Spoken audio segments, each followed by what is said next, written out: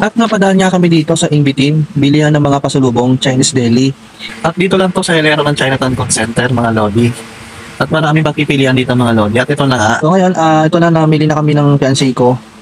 Ayan, so iba-ibang flavor mga lodi, may hopyang munggo. Meron din silang hopyang sisig mga lodi. So kakaiba yung hopyang sisig ha.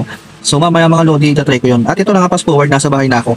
At ito isang plastic ang nabili namin mga lodi. Ayan, so ito siya mga lodi, hopyang sisig, hopyang kombi, hopyang munggo, mochi. At ito na nga, bubuksan ko na mga lodi, titikman ko na para sa inyo mga lods. Mga hopyang sisig. Sarap mga lodi.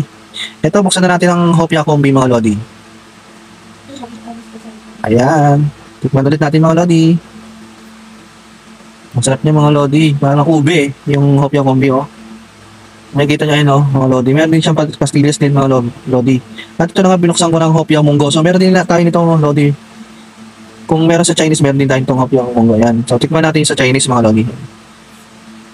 Solid mga lodi, napakasarap talaga mga lodi. Kung mo tumapalad lang sa 12, kundi gugutumin ka. Ito na, next natin itong mochi. Yun, 6 na piraso mga lodi oh. Ito na, first bite. Ang sarap niya lodi, ang lambot, napakasarap mga lodi. Kung gusto niyo bumili nito mga lodi, yung lahat ng kinain ko mga lodi, nasa yellow basket lang mga lodi. Bye na!